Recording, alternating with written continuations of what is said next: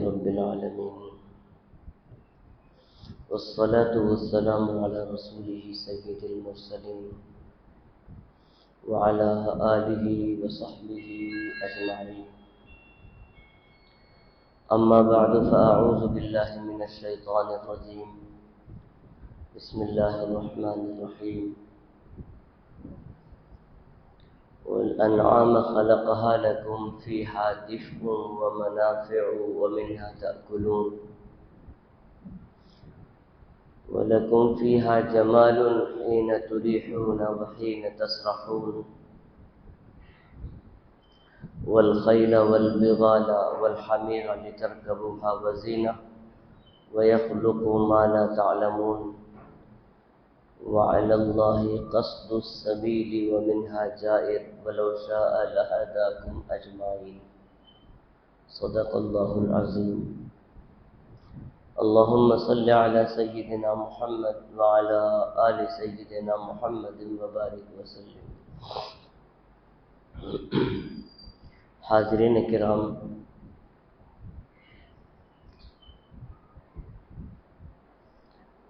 آج اپنی بات بیان کرنے سے بہتر ہے قرآنی بات ہی آپ حضرات کے سامنے رکھتے جاؤں. قرآن کریم کے اندر اللہ سبحانہ و تعالیٰ نے جانوروں کو بھی بڑا مقام دیا ہے اور مستقل ان کے نام سے سورتیں رکھی گئی ہیں. سورہ بقرہ، بقرہ گائے کو کہتے ہیں. پوری سورت کا نام سورہ بقرہ رکھا گیا. سورہ نحل، نحل شہد کی مکھی کو کہا جاتا ہے. سورہ نمل چونٹی کو کہا جاتا ہے. تو اللہ سبحانہ و تعالیٰ نے جن جن جانوروں کے اندر جو خوبیاں اللہ کو پسند آئی، ان خوبیوں کی وجہ سے حق سبحانہ و تعالیٰ نے اس پوری سورت کا نام ہی رکھ دیا اسی جانور کا. چونکہ بقرعید کا موقع ہے اور جو آیتیں میں نے تلاوت کی ہیں ان میں جانوروں کا ذکر ہے. اللہ سبحانہ و تعالی بندے کو توحید کا سبق دے رہے ہیں. میرے ایک ہونے پر اقرار کر کے مجھے ایک مان لو اور میرے سوا کسی اور کی عبادت نہ کرو. یہ ساری دنیا کا نظام جو ہے میں تمہارے لیے چلایا ہوں. کیا کیا تمہارے لیے میں نے نظام نہیں کیا ہے. یہ جگہ تو اللہ تعالیٰ نے فرمایا وَإِنَّ لَكُمْ فِي الْأَنْعَامِ لَعِبْرَةً. جانوروں کے اندر دیکھو تمہارے لیے کتنا بڑا سبق رکھا ہوا ہے. نُسْقِيكُم مِّمَّا فِي بُطُونِهِ. ان کے پیٹوں سے تمہارے لیے غذا کا انتظام ہوتا ہے. ان کے پیٹ میں جو غذا ہے وہ جب باہر آتی ہے تو تمہاری غذا بنتی ہے. من بین فرث ودم لبنا خالصا سائغا للشاربین. جب وہ غذا ان کے پیٹ سے باہر نکلتی ہے تو 3 نالیاں ہوتی ہیں. ایک نالی میں خون بہتا رہتا ہے، تیسری نالی میں، پہلی نالی میں خون بہتا ہے، تیسری نالی میں غلاظت جاتی رہتی ہے، درمیان کی نالی سے خون نکلتا، یہ دودھ نکلتا ہے. اللہ سبحانہ و تعالیٰ فرماتے ہیں میری وحدانیت کو مانو کہ اس دودھ میں نہ خون کا اثر ہوا نہ غلاظت کا اثر ہوا، دونوں کے درمیان سے میں سفید تمہارے لیے دودھ نکالا ہوں. دودھ باہر آیا تو اتنی شان سے نکلا اور جب وہ دودھ باہر آیا تم پینے لگو. اللہ تعالیٰ فرماتے ہیں سائغا للشاربین. جب تم پیتے ہو تو کوئی تکلیف نہیں ہوتی ہے. کوئی غذا کھاتے ہو تو تکلیف محسوس ہوتی ہے، اس کو چبانے کی ضرورت ہے، اس کو نگلنے کی ضرورت ہے. اللہ تعالیٰ فرماتے ہیں سائغا للشاربین. بندہ پیتا ہے تو بڑے سکون کے ساتھ گھونٹ اندر لیتا ہے اور اس سے سیرابی محسوس ہوتی ہے، اس کو اس سے مزہ ہوتا ہے، لذت ہوتی ہے. بیمار بھی پینے میں آسانی سے پی لیتا ہے، پیدا ہوا بچہ بھی آسانی سے پی لیتا ہے. اور اللہ سبحانہ و تعالیٰ نے پھر فرمایا وَلَكُمْ فِيهَا جَمَالٌ حِينَ تُرِيحُونَ، یہاں تو یہ فرما دیا، اور جو میں نے آیت تلاوت کی ہے اس میں اللہ تعالیٰ نے فرمایا وَالْأَنْعَامَ خَلَقَهَا لَكُمْ، دیکھو یہ جتنے بھی جانور ہیں یہ تمہارے لیے پیدا کیے گئے ہیں۔ ایسا نہیں کہ تمہارے لیے جو جانور پیدا کیا گیا اسے تم خدا مان لو، اسے تم اپنا معبود مان لو، اسے تم اپنی ماتا مان لو، یہ نہیں ہے، یہ سارے جانور تمہارے لیے پیدا کیے گئے ہیں۔ فرمایا وَالْأَنْعَامَ خَلَقَهَا لَكُمْ، یہ سارے جانور تمہارے لیے پیدا ہوئے ہیں۔ فِيهَا دِفْءٌ وَمَنَافِعُ، اس کے اندر بے شمار تمہارے لیے نفع کی چیزیں ہیں۔ ان میں سے ایک بہت بڑا نفع یہ ہے کہ تم اس سے گرم لباس بنا لیتے ہو۔ فِيهَا دِفْءٌ، آج جو ہم گارمنٹ، لیدر گارمنٹ لے کے پہنتے ہیں، قرآن کریم کہتا ہے کہ تمہارے لیے جو گارمنٹ کا انتظام ہوا ہے یہ میں نے کیے ہیں، ان جانوروں سے تمہارے لیے گرم لباس بنایا گیا۔ یہ جانور ہیں، اس کے گوشت کو بھی کھا لیتے ہو اور اس کی ہڈیاں کو بھی تم نہیں چھوڑتے ہو۔ ایک مرتبہ صحابہ کرام نے آپ علیہ الصلوۃ والسلام سے پوچھا تھا یا رسول اللہ، ہم راستے میں چلتے ہیں پانی نہیں ملتا ہے، تو اب ہم استنجا کرتے ہیں تو ہمارے سامنے تین چیزیں ہوتی ہیں، ایک تو اونٹ کی مینگنی ہوتی ہے، اس مینگنی کو بھی اگر کچھ پانی ڈالو تو اس میں لینے کی صلاحیت ہے، تو اس سے بھی ہم اپنا استنجا صاف کر سکتے ہیں۔ دوسری چیز فرمایا کہ ہڈیاں رہتی ہیں، سوکھی ہوئی ہڈیاں، سوکھی ہوئی ہڈیوں سے بھی ہم پاکی حاصل کر سکتے ہیں۔ تیسری چیز مٹی کے ڈھیلے ہوتے ہیں۔ رسول اکرم صلی اللہ علیہ وسلم پہ قربان جائیے، آپ علیہ الصلوۃ والسلام نے فرمایا کہ او پیارو، جو غلاظت ہے اس سے تو صفائی نہیں ہو سکتی ہے، ناپاک چیز سے پاکی حاصل نہیں ہو سکتی ہے۔ دوسری چیز ہڈیوں کو ایسے استعمال نہ کرو، یہ تمہارے بھائیوں کی غذا ہے۔ آپ نے فرمایا جنات جو ہوتے ہیں یہ تمہارے بھائی ہیں، ان کی غذا جو ہے یہ ہڈیاں ہیں، ان کا احترام کرو، اسے جو ہے ناپاک جگہوں میں استعمال نہ کرو، جنات کے لیے چھوڑ دو۔ اور تیسری چیز جو ہے مٹی کے ڈھیلے ہیں، ان سے پاکی صفائی جو بھی ہے وہ کرو۔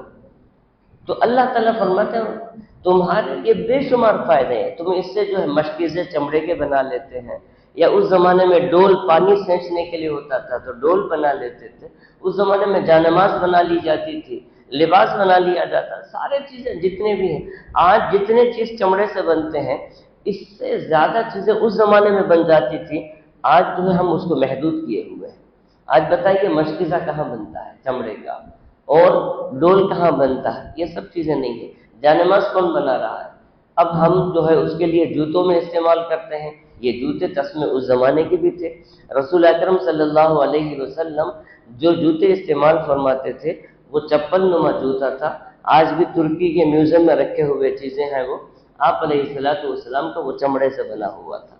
تو یہ ساری چیزیں اس زمانے میں، حضرت ام سلمہ رضی اللہ تعالیٰ عنہ رسول اکرم صلی اللہ علیہ وسلم کے زوجہ مطہرہ ہے، یہ باقاعدہ چمڑے کی تجارت فرماتی تھی۔ رسول اکرم صلی اللہ علیہ وسلم کے نکاح میں زوجیت میں آنے سے پہلے بھی اور پھر آپ صلی اللہ علیہ وسلم کے بعد بھی باقاعدہ یہ چمڑے خریدتی تھی اور باقاعدہ دوسروں کے ہاتھ دے کے بکواتی تھی، اس کا نفع ان کو پہنچتا تھا۔ تو چمڑے کی تجارت اس زمانے سے چلتی ہے۔ تو قرآن کریم نے کہا تمہارے لیے بے شمار فائدے رکھے ہیں، وہ منافع ومنہا تاکلون، سب سے بڑا فائدہ تو یہ ہے کہ تم اس جانور کو کھاتے ہو، تمہارے لیے وہ چیز حلال کر دی گئی ہے۔ اور پھر فرمایا وَلَكُمْ فِيهَا جَمَالٌ، تمہارے لیے اس میں ایک بہت بڑی خوبصورتی ہے۔ آج ہمارے پاس اگر سرمایہ ہے تو ہمارے کھیت ہیں، بنگلے ہیں اور ہماری بڑی بڑی بلڈنگیں ہمارے سرمایہ ہیں۔ اس زمانے میں سب سے بڑا سرمایہ جو ہے جانور ہوتے تھے، کس کے پاس کتنے اونٹ ہیں، کس کے پاس کتنے گھوڑے ہیں، کس کے پاس کتنے خچر اور بکری ہیں، یہ چیز ہوتی تھی۔ اللہ تعالیٰ فرماتے ہیں کہ اس سے بھی وحدانیت کا اقرار کرو، میرے ایک ہونے کی دلیل ہے کہ میں تمہارے قبضے میں یہ جانوروں کو دیا ہوں، جبکہ ان کی طاقت کے سامنے تمہاری طاقت کا کوئی حساب نہیں ہے۔ تم ایک رسی ڈالو تو تمہارے ماتحت ہو کہ وہ، جب تم ہانکتے ہو تو بالکل خاموشی سے یہ اونٹ بھی تمہارے سامنے سر ڈال دیتا ہے، یہ ہاتھی بھی تمہارے سامنے سر ڈالتا ہے، جتنے جانور ہیں یہ انسان کے قبضے میں آ گئے ہیں، یہ میری طرف سے ہے، تمہارا اس میں کوئی کمال نہیں ہے۔ پھر فرمایا وَلَكُمْ فِيهَا جَمَالٌ، ان جانوروں میں جو حلال جانور ہیں، جو گائے ہے، بکری ہے، اونٹ ہے، جن کی قربانی تم دیتے ہو، جن کو تم وقت ضرورت کھاتے ہو، یہ خوبصورتی کی چیز ہے۔ کب کب خوبصورتی ہے، یہ بھی ایک عجیب سا منظر کھینچا گیا۔ فرمایا حین تریحون وحین تسرحون، جب صبح صبح کے وقت اپنے سارے جانوروں کو ہانک کے تم لے کے جاتے ہو، پوری بستی دیکھتی ہے کہ کتنا بڑا آدمی ہے، کتنے جانوروں کا مالک ہے، اور جب تم شام کے وقت واپس لے کے آتے ہو تو اس وقت بھی ایک عجیب سا منظر ہوتا ہے، ساری بستی بھر جاتی ہے تمہارے جانوروں سے۔ اللہ تعالیٰ نے تمہیں جو عزت دی ہے اس کا شکریہ ادا کرو۔ تو اس سے ہمیں کیا معلوم ہوا؟ اللہ تعالیٰ ہمیں پہننے اچھا دیا ہے، اوڑھنا اچھا دیا ہے، کھانا پینا اچھا دیا ہے، گھر اچھا دیا ہے، تو اس کا شکریہ سب سے پہلے ادا کرنا چاہیے۔ اس زمانے کے حساب سے جانور تھے، آج کے زمانے کے حساب سے ہمارے گھر ہے، ہمارے کپڑے ہیں اور ہماری چیزیں ہیں، ساری بستی دیکھتی ہے کہ ماشاءاللہ اللہ بہت تجھے دیا ہے، اللہ تجھے کھانا میسر کیا ہے، اللہ تجھے عزت دیا ہے، تو بندہ اس وقت اللہ سبحانہ و تعالیٰ کا شکریہ ادا کرتے رہے۔ نبی تو حضرت سلیمان علیہ السلام نے فرمایا تھا ھذا من فضل ربی، آج ہم دعائیں گھروں کے سامنے لکھ کے لگاتے ہیں ھذا من فضل ربی، یہ کس کی دعا تھی؟ سیدنا سلیمان علیہ السلام کے حوالے سارے چیزیں تھے، ہوا بھی تھی، درخت بھی تھے، شجر، سارے یہاں تک کہ جنات، سارے چیزیں تھے۔ جب یہ سارے چیزیں کسی کو میسر ہو جائے انسان مغرور ہو جاتا ہے۔ سیدنا سلیمان نے کہا ھذا من فضل ربی، یہ میرے رب کی طرف سے فضل ہوا ہے۔ لیبلونی ااشکر ام اکفر، اللہ میرا امتحان لے رہا ہے کہ میں شکر ادا کر رہا ہوں یا اللہ کی بغاوت کر رہا ہوں۔ اگر میں شکر ادا کیا تو یہ نعمت ہے ہمیشہ کے لیے، اگر میں اس میں باغی بن جاؤں، نافرمان ہو جاؤں، تو یہ میری نعمت ہے، مجھ سے چھین لی جائے گی۔ تو فرمایا حین تریحون وحین تسرحون، پھر فرمایا وَتَحْمِلُ أَثْقَالَكُمْ إِلَى بَلَدٍ لَمْ تَكُونُوا بَالِغِيهِ إِلَّا بِشِقِّ الْأَنفُسِ، یہ جانور تمہارے تابع بنا دیے گئے، یہ جانور جو ہے بغیر کسی سرکشی کے اب تمہارا سارا بوجھ اپنے پیٹھ پہ لاد لیتے ہیں، اور جیسے تم ہانکتے ہیں وہ لے کے جاتے ہیں۔ اِلَى بَلَدٍ لَمْ تَكُونُوا، ایک شہر سے دوسرے شہر کہ تم اس چیز کو اٹھا کے نہیں جا سکتے تو یہ جانور تمہارا تابع ہوا، تو اس جانور کے ذریعے تم الا بشق الانفس، اپنی جانوں کو محنت و مشقت میں ڈالنا ہوتا تھا، اللہ تعالیٰ نے تمہارے لیے یہ انتظام کیا ہے۔ ان ربکم لرؤوف الرحیم، یہ بھی فرما دیا گیا کہ اللہ نے ایک انسان کے لیے اتنا بڑا کائنات کا نظام کیوں چلایا؟ تمہارا رب تمہارے اوپر مہربان ہو گیا ہے۔ ایک بادشاہ ہوتا ہے، ایک وزیر پر بڑا مہربان ہو جاتا ہے، سارے لوگ کہتے ہیں کہ بھائی میرے اندر بھی کون سی خوبی کمی ہے، پوری میں جو ہے محبت، رحمت، رافت، لطف، ساری چیزیں ایک ہی آدمی پر کیوں ہے؟ سوال پیدا ہوتا ہے۔ تو بادشاہ کہتا ہے مجھے کیا پتا، میری محبت اس کے ساتھ ہو گئی، میں اس کو اچھا دیکھتا ہوں۔ ویسے اللہ تعالیٰ فرماتا ہے انسان سے مجھے محبت ہو گئی، انسان سے جو ہے مجھے لگاؤ ہو گیا، تو میں انسان کے خاطر ساری کائنات کو چلایا ہوں۔ وَتَحْمِلُ أَثْقَالَكُمْ إِلَى بَلَدٍ، پھر فرمایا وَالْخَيْلِ وَالْبِغَالِ وَالْحَمِيرِ لِتَرْكَبُوهَا وَزِينَةً وَيَخْلُقُ مَا لَا تَعْلَمُونَ، پھر فرمایا یہ گھوڑے اور یہ خچر اور یہ گدھے، اس زمانے میں زیادہ تر یہ تین جانور ہوتے تھے جو اپنے گھر کے سامنے ہر وقت تیار رہتے تھے سفر کے لیے، جانے آنے کے لیے، اور اس سے سواری کرتے تھے، اس سے غلہ اناج بھی ڈھو کے لے جاتے تھے۔ والخیل والبغال والحمیر لترکبوها، اس پہ سواری بھی کرتے تھے، اس کے اوپر چیزوں کو لے کے بھی جاتے تھے، اور گھر کے سامنے جتنے جانور زیادہ ہوتے تھے اتنا بڑا مالدار مانا جاتا تھا۔ اللہ تعالیٰ نے فرمایا زینت ہے تمہارے لیے، اس سے خوبصورتی ہے، تمہارے شکر ادا کرنے کے لیے ایک وقت ہے۔ وَيَخْلُقُ مَا لَا تَعْلَمُونَ، یہ اللہ تعالیٰ نے وہ حکمتوں سے پیدا کیا ہے کہ تم ان حکمتوں تک پہنچ نہیں سکتے ہو، لیکن حاصل کلام وَعَلَى اللَّهِ قَصْدُ السَّبِيلِ وَمِنْهَا جَائِرٌ، یہ بھی یاد رکھو کہ اس کائنات کے اندر راستہ سیدھا بھی ہے، ٹیڑھے میڑے راستے بھی ہیں۔ ایک مرتبہ رسول اکرم صلی اللہ علیہ وسلم نے ایک لکیر کھینچی زمین میں اور فرمایا یہ ہدایت کا راستہ ہے، اور پھر آپ نے دائیں اور بائیں سے بھی کچھ لکیر کھینچ کے آپ نے فرمایا یہ سب گمراہی کے راستے ہیں۔ تو فرمایا وَعَلَى اللَّهِ قَصْدُ السَّبِيلِ وَمِنْهَا جَائِرٌ، یہ اللہ سبحانہ و تعالیٰ نے دنیا کے اندر ایک سبیل بنائی ہے جو بالکل سیدھی جا رہی ہے۔ اس راستے میں چلنے والا، انبیاء کے راستے میں چلنے والا، اولیاء کے راستے میں چلنے والا، علماء کے راستے میں چلنے والا، قرآن و حدیث کے راستے میں چلنے والا، یہ قصد السبیل ہے۔ وَمِنْهَا جَائِرٌ، لیکن اس سے کچھ راستے ادھر ادھر بھی جاتے ہیں، بھٹک نہیں جانا۔ وَلَوْ شَاءَ لَهَدَاكُمْ أَجْمَعِينَ، اللہ اگر چاہے تو ہی ہدایت دے سکتا ہے، اللہ اگر نہ چاہے تو ہدایت نہیں مل سکتی۔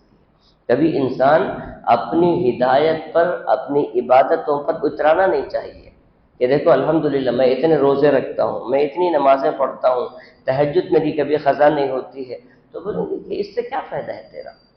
شیخ سعدی رحمۃ اللہ علیہ فرماتے ہیں کہ مجھے یاد ہے کہ میں چھوٹا بچہ تھا، میرے باپ کے ساتھ، باپ بھی میرا بڑا اللہ والا تھا، باپ کے ساتھ میں اٹھا، تہجد پڑھ لیا، دیکھا کہ بہن بھائی ہیں، ماں ہے، سب سوئے ہوئے ہیں، تو میں نے باپ سے فخر کے طور پر کہا کہ ان جانوروں کو دیکھو کیسے سو رہے ہیں، ان جانوروں کو دیکھو کیسے سو رہے ہیں، تہجد میں تم اٹھے اور میں اٹھا ہوں۔ تو والد اللہ والے تھے، انہوں نے کہا بیٹا تم بھی سو جاؤ، بہتر ہے، تمہارا اٹھنا فائدہ مند نہیں ہوا، کیونکہ تم عبادت تو کیے ہیں لیکن وہ سب کے سب خاموش سو رہے ہیں اور تم ان کی غیبت کر رہے ہو۔ تم عبادت کر کے غرور کرنے سے بہتر سو جانا بہتر ہے۔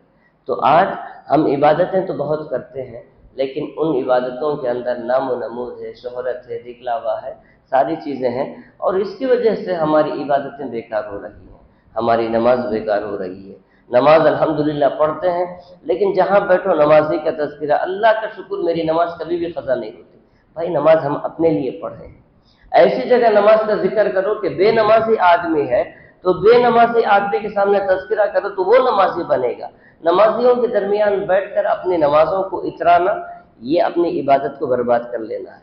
ایسے صدقات و خیرات کرتے ہیں، تو صدقات و خیرات میں اکثر دیکھا جاتا ہے کہ گوشت بھی اگر بٹتا ہے تو اس کی بھی فوٹو پکڑی جاتی ہے، لوگوں میں شیئر کیا جاتا ہے کہ الحمدللہ ہم نے اتنے غریبوں کو بانٹا، غریب محلوں میں جا کر اتنے جانور کاٹے، ایسے کاٹے ویسے کاٹے۔ فائدہ اس کا کیا ہے؟